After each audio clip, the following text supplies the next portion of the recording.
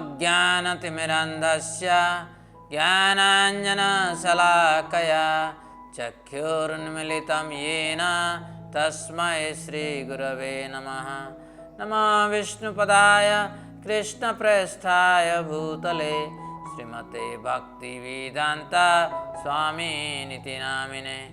नमस्ते सरस्वती देवे गौरवाणी प्रचारिणे निर्विशेष शून्यवादी पाश्चात्य देशतारिणे। हरे कृष्ण।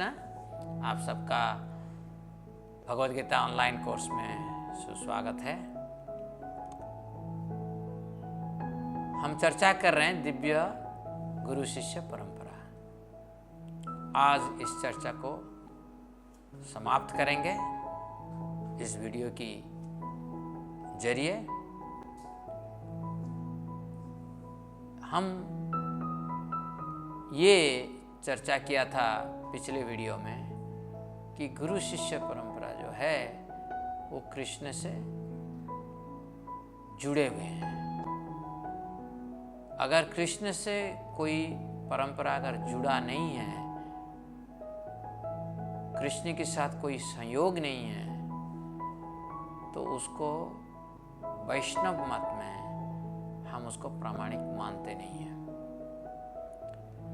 क्योंकि हर शास्त्र की यही कहना है कि विष्णु ही भगवान की तत्व है और कृष्ण जो है आदि विष्णु है। ये हर ग्रंथ इसको प्रमाण करता है। और इसको समझने के लिए हमें जितने बड़े बड़े महाजन हैं, भीष्म, शिव जी, ब्रह्मा, सुखदेव गोस्वामी, प्रहलाद, मनु, यमराज यानी कि धर्मराज, तो ऐसे कपिला, तो ऐसे सभी महाजनों की यही कहना है कि भगवान कृष्ण आदि विष्णु है और विष्णु जो है भगवान की संपूर्ण तत्व है। गुरु शिष्य परंपरा में गुरु हर समय कृष्ण भावना भावित रहते हैं और कोई कल्मश से परे होते हैं। कल्मश जो होता है बुरी आदतें, जैसे कि मैं पहले कह चुका हूँ, धर्म का 4 स्तंभ होता है और ये 4 स्तंभ है सत्य, तप, दया और शौच। और इसको मजबूत करने के लिए हमें 4 दुर्गुण से अपने आप को हर समय अलग रखना चाहिए। कोई नशा और मादक द्रव्य सेवन नहीं करना चाहिए। कोई भी मांस जातीय, अंडा जातीय और मछली जातीय कोई भी खाद्य पदार्थ हमें स्वीकार नहीं करना चाहिए। किसी तरह की अवैध यौन संपर्क में हमें नहीं आना चाहिए। और द्यूत क्रीड़ा जैसे भ्रष्टाचार और करप्शन, इस तरह की असाधु आचरण में भी हमें आना नहीं चाहिए। गुरु को ये सब पालन करना चाहिए और हर समय कृष्ण कथा करना चाहिए। कृष्ण की तत्वों को गुरु को अच्छा से समझ में आना चाहिए। जैसे श्वेताश्वतर उपनिषद में कहा गया है, ईश्वे देवी परा भक्ति यथा देवी तथा गुरु तस्यैते कथिता ही अर्था प्रकाशन्ते महात्मनः। जैसे हमें कृष्ण को पूछते हैं, उसी तरह गुरु को भी हमें उनकी सेवा करना चाहिए। गुरु की सेवा में पिछले वीडियो में भी कहा था, गुरु की सेवा नहीं है कि गुरु के पास में जाके उनकी पद प्रख्यालन करना, उनकी पद को दबाना, ऐसे नहीं। गुरु की सेवा करना अर्थ है गुरु की वाणी के अनुसार अपना कर्म को समझना चाहिए। कोई भी प्रामाणिक गुरु जो है वो कहेंगे आप भगवद गीता सीखो, भगवद गीता के तत्व को समझो और जाओ और प्रचार करो भगवद गीता के बारे में। ये है गुरु की सेवा। जब हम ऐसे करते हैं तो ये कह रहे हैं तस्यैव कथिता ही अर्था प्रकाशन्ते महात्मनः। तो जो दिव्य वार्ता है, दिव्य संदेशा है, वो हमारा हृदय में प्रकट स्वतः ही हो जाता है, क्योंकि आत्मा हर समय दिव्य है। दिव्यता के अंदर दिव्य ज्ञान की प्रकाश होता है गुरु की कृपा से और कृष्ण की कृपा से। तो आगे बढ़ते हैं। 4 मुख्य संप्रदाय महत्वपूर्ण आचार्य या आध्यात्मिक शिक्षकों से होकर नीचे आती गुरु शिष्य परंपराओं की अखंड श्रृंखलाएं है। वे वैदिक परंपरा में विचारों के मुख्य विद्यालय भी है। इस प्रकार यदि किसी व्यक्ति को वैदिक ज्ञान या अभ्यास में अधिकृत माना जा रहा है तो उस व्यक्ति को इन संप्रदायों में से किसी एक का हिस्सा या किसी एक से संबंधित होना चाहिए। तो 4 संप्रदाय शास्त्री की कहना है 4 प्रामाणिक वैष्णव संप्रदाय है। ये 4 प्रामाणिक वैष्णव संप्रदाय जो है सब कृष्ण से आता है। कृष्ण ही आदि गुरु हैं। कृष्ण से ब्रह्मा ये एक संप्रदाय, कृष्ण से लक्ष्मी दूसरी संप्रदाय, कृष्ण से कुमारा 4 कुमारा ये तीसरी संप्रदाय, कृष्ण से रुद्र यानी कि शिव जी ये चौथा संप्रदाय। तो इसी तरह के 4 प्रामाणिक संप्रदाय हैं। गर्ग संहिता में इसकी पुष्टि निम्न प्रकार की गई है। वामन, ब्रह्मा, अनंत शेष और सनक कुमार कलयुग में सनातन धर्म के संरक्षण के लिए भगवान विष्णु के आदेश से ब्राह्मण के रूप में प्रकट होंगे।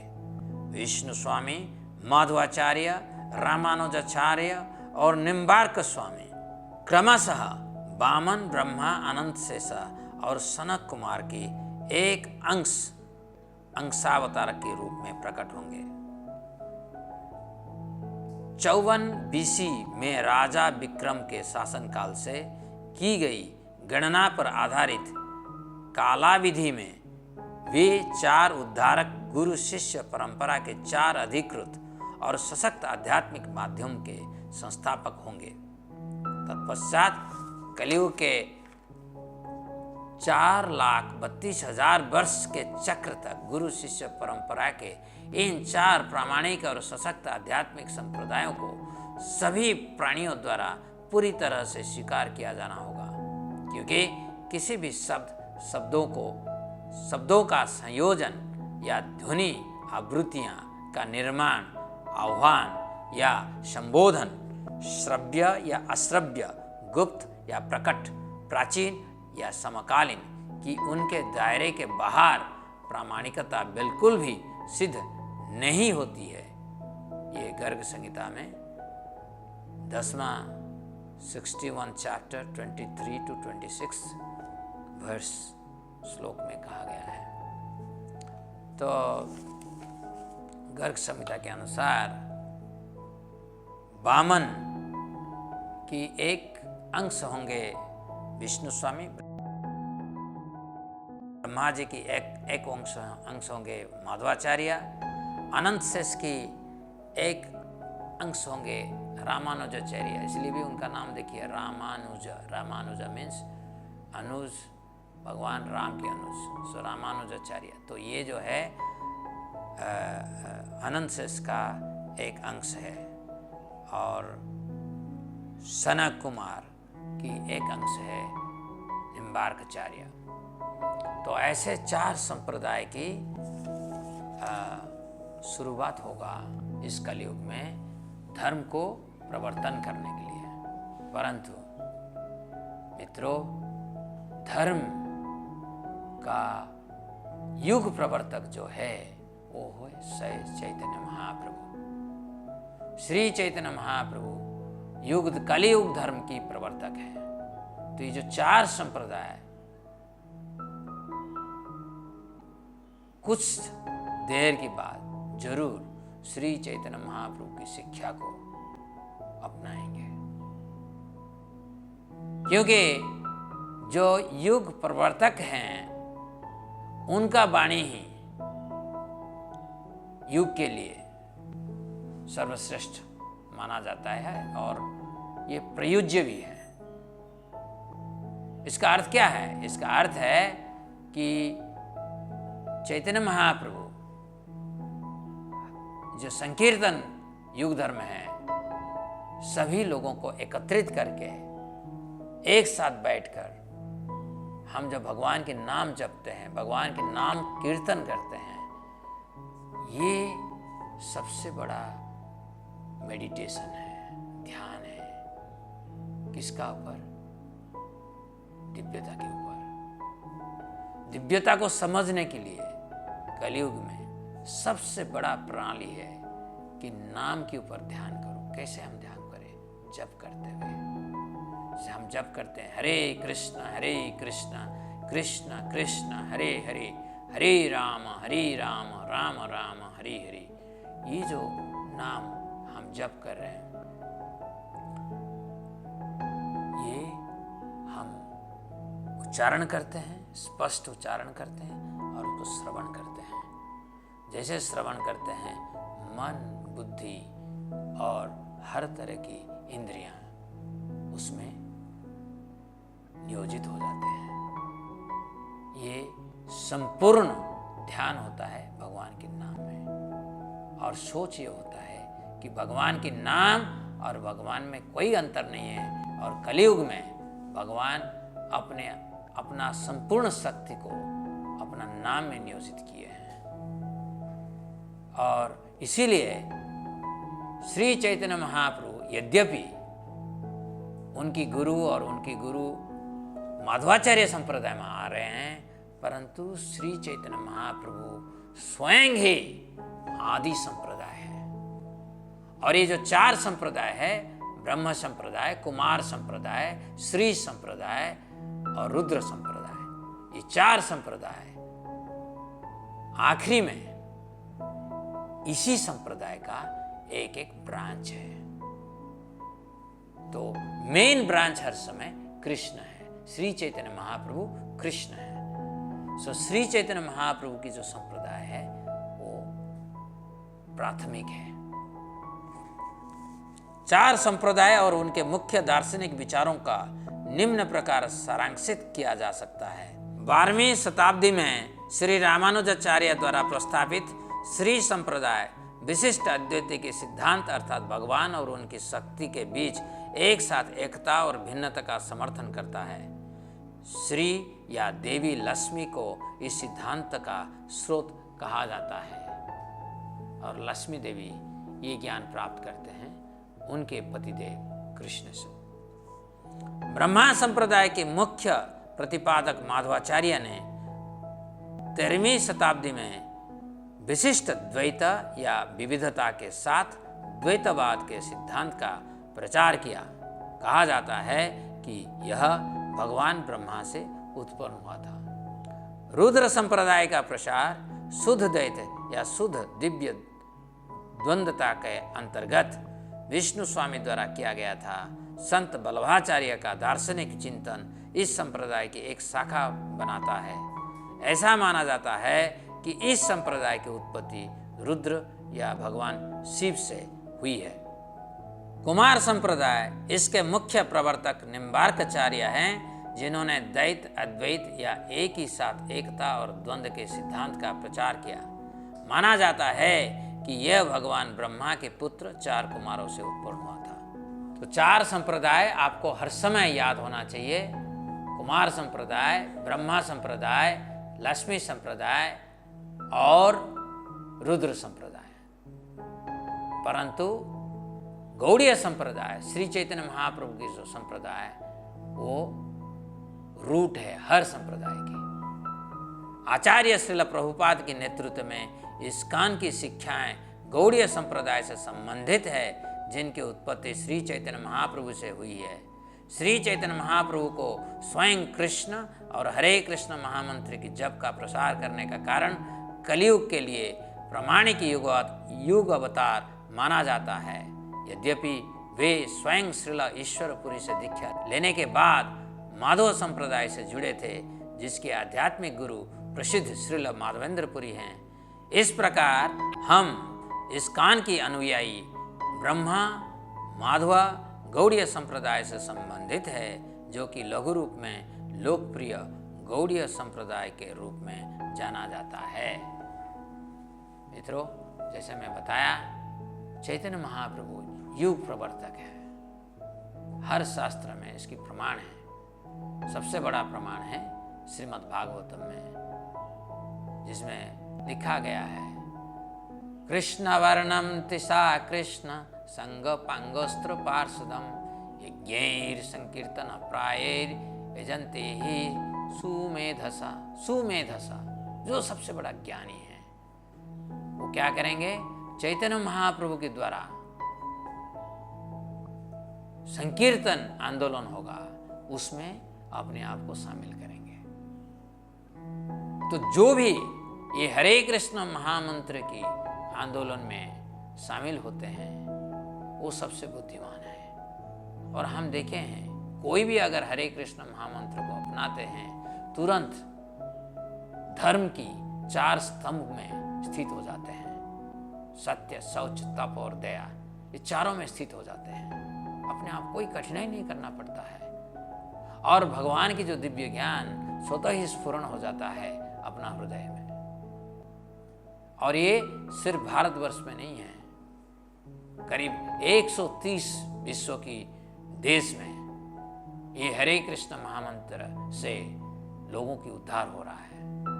और चैतन्य महाप्रभु सिर्फ एक प्रामाणिक आचार्य नहीं है, चैतन्य महाप्रभु स्वयं कृष्ण हैं। इसीलिए वो ही ओरिजिनल संप्रदाय है, आदि संप्रदाय। सो आदि संप्रदाय है गौड़ीय संप्रदाय, और 4 संप्रदाय जो है उसी की शाखा है। कोई इसमें विभेद नहीं है, पर फर्क नहीं है। हमें किसी को ऊंचा या नीचे में दिखना है, सब एक ही है। चारों संप्रदाय भगवान की संदेशा को शुद्ध रूप से जीव के पास पहुंचा रहे हैं। इसलिए हम सबको 4 संप्रदाय को नमन करना चाहिए। हमारा परम पूज्य श्रीला भक्ति सिद्धांत सरस्वती ठाकुर 4 संप्रदाय को इकट्ठा स्थापित किए हैं मायापुर में। मायापुर में 4 संप्रदाय के आचार्यों की स्थापना किया गया है, ये सारा विश्व को दर्शाने के लिए कि ये 4 संप्रदाय एक ही है। मित्रों, ये जो दिव्य गुरु शिष्य परंपरा है, इसका जो महत्व है, इसको जो प्रामाणिक प्रभाव है, एक कहानी जरिए मैं आपको समझाना चाहता हूँ। ये घटना घटी थी बहुत पहले। श्री नारद जी पहले ये धरती पर बार बार आते थे। क्यों? बड़े बड़े भक्त इस धरती पे थे। एक बार जब वो भ्रमण कर रहे थे धरती के पर, देखे कि एक हंटर मृगारी जानवर को आधा मार के गिरा रहा था, आधा, पूरा भी नहीं। तो जैसे ही नारद जी जा रहे हैं जंगल की अंदर, देख रहे हैं कहीं एक सूअर आधा मरा पड़ा हुआ है, कहीं एक हिरन आधा मरा पड़ा हुआ है, और सब यातना से कष्ट पा रहे हैं। बहुत यातना सबको हो रहा है, क्योंकि मरे नहीं हैं और आधा कटे हुए हैं, इनकी गला कटा हुआ है। तो नारद जी सोचे, ऐसे क्रूर कौन हो सकता है? हाँ, मुझे पता है कि लोग शिकार करते हैं मांस भक्षण करने के लिए, परंतु इतना क्रूर कौन हो सकता है? तो नारद जी घूमकर जंगल में इधर उधर जब देखे, तो जानवर को समझ में आ गया कोई है, तो बहुत दूर भाग गए दौड़ दौड़ कर। ये मृगारी जो तीर निशाना लगाकर खड़ा था, उसको समझ में आ गया कोई आज मेरा दिन को बर्बाद कर दिया, खराब कर दिया। तो गुस्से में आ गए, देखे बहुत बड़ा दिव्य सज्जन है और घूम रहे हैं। समक्ष में आके कहा, क्योंकि आप मेरा जो ऑक्यूपेशनल ड्यूटी है, मेरा जो कर्तव्य है, उस कर्तव्य को सामने आप एक ऑब्स्टैकल बन के खड़े हो, बाधा बनकर आप खड़े हो। तो नारद जी बोले, मैं क्या किया? नहीं, ये सब जानवर मैं मारने के लिए तैयार था। मैं इनको अगर नहीं मारूंगा और इनको मांस को अगर बाजार में बेचूंगा नहीं, तो मेरा परिवार की पोषण कैसे होगा? अंदर में तो बहुत दुखी है इस जानवर के लिए, परंतु अपना क्रोध को प्रकट ना करते हुए प्रेम रूप से मुर्गारी को बोले, आप मारो ना, संपूर्ण रूप से क्यों नहीं मारते हो, आधा क्यों मारते हो? तो मुर्गारी ने बोला कि मेरे पूर्वज ऐसे ही मारते आ रहे हैं और मैं उनका पथानुसरण कर रहा हूं। तो नारद जी ने उत्तर दिए कि आपको क्या पाप करने में डर नहीं आता है? पहला बात यह है कि निर्दोष पशु को हत्या करना बहुत बड़ा पाप होता है, भयंकर यमदंड मिलता है, और उसके ऊपर आप इनको आधा मारकर छोड़ देते हैं। कितना दंड आपको मिलेगा और आपका पूर्वजों को भी मिलेगा। तो फिर मुर्गारी ने नारद जी की दिव्य मूर्ति को देखकर और उसमें प्रसन्न होकर बताया कि मैं अगर ये नहीं करूंगा तो मेरा परिवार तो मर जाएगा, उनकी भरण पोषण कैसे होगा? तो नारद जी ने बोले, भरण पोषण के लिए तो भगवान सबकी व्यवस्था की है। एक हाथी का भरण पोषण के लिए भी व्यवस्था हुआ है, एक चींटी की भरण पोषण की भी व्यवस्था है। आप तो मनुष्य शरीर में हैं, आपकी भरण पोषण क्यों नहीं होगा?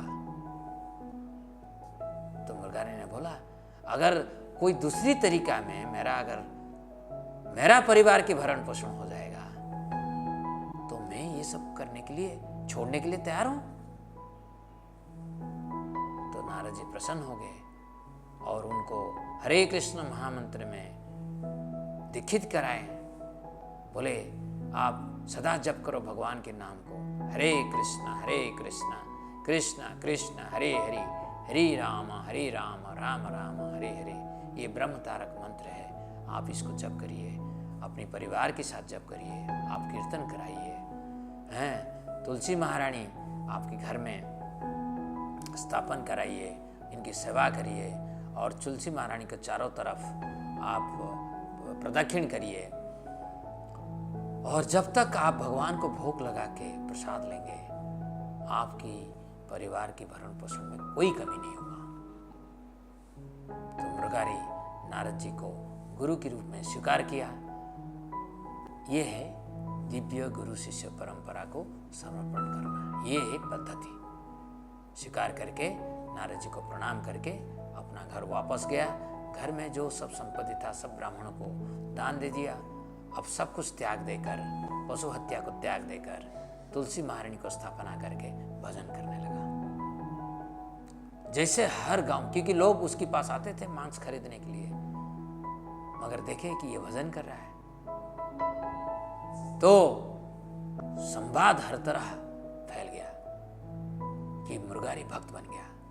एक आदमी दूसरा को करे, मुर्गारी भक्त बन गया, मुर्गारी भक्त बन गया, चारों तरफ मुर्गारी भक्त बन गया। तो सारे गांव लोग आए मुर्गारी को दर्शन करने के लिए, क्योंकि भारत वर्ष की ये अहम है कि इधर जो भक्त बनता है, साधु बन जाता है, उसको सभी लोग पसंद करते हैं। और जैसे ही मुर्गारी भक्त बन गया तो लोग बहुत सारे दक्षिणा लेकर आए। और साधारणतः गांव में दक्षिणा जो होता है, कुछ अनाज होता है, अनाज के ऊपर कुछ सब्जियां होता है और सब्जियां के ऊपर एक नारियल होता है। तो इस तरह की जो दक्षिणा होता है सब दक्षिणा लेके आए। और मृगारी ने सबको बिठा दिए तुलसी की चौरा की चारों तरफ और उन सबको हरे कृष्ण भजन में नियोजित कर दिए। अपना पत्नी को बोले भोग लगाने के लिए, मैंने कुकिंग रसोई करने के लिए जो सब आया है इंग्रेडिएंट सामग्री आया है, खाद्य सामग्री, उसको उसमें दाल चावल सब्जी सब बनाया गया, भगवान को भोग लगाया गया और सबको प्रसाद वितरण किया गया। और हर दिन मुर्गारे की आश्रम की वर्धन हुआ, लोग ज़्यादा मात्रा में आए, ज़्यादा प्रसादम वितरण हुआ, ज़्यादा हरिनाम कीर्तन हुआ। एक बार नारद जी अपना दोस्त पर्वत मुनि के साथ उसी इलाके में आकाश मार्ग में जा रहे थे। पर्वत जी को याद आया, आपका एक शिष्य इधर है ना? तो नारद जी बोले हाँ है, मैं दर्शन करना चाहता हूँ उनका।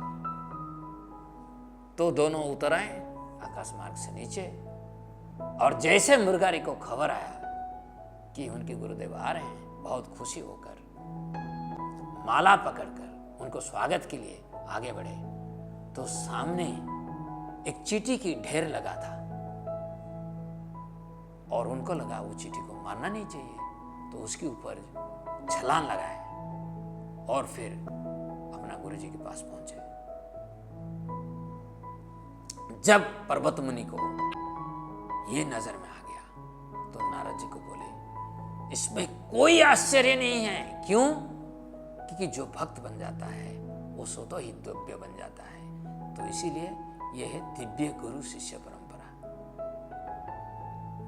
दिव्य गुरु शिष्य परंपरा में प्रामाणिक रूप में हम जब जुड़ जाते हैं, हमारे अंदर दिव्यता प्रकट हो जाता है, और मृगारी इसका एक महान प्रमाण है। तो मित्रों, आप बहुत भाग्यवान हैं कि ये जो भगवद गीता का शिक्षण आप इस दिव्य परंपरा में ही कर रहे हैं। श्रील प्रभुपाद जी जो हमारा गुरुदेव है, उनकी शिक्षा से प्रभावित होकर ये सब जो अध्याय और ये जो शिक्षण की प्रोग्राम बनाया गया है, मेरा यही आशा है कि आपको ये जरूर पसंद होगा। हरे कृष्ण।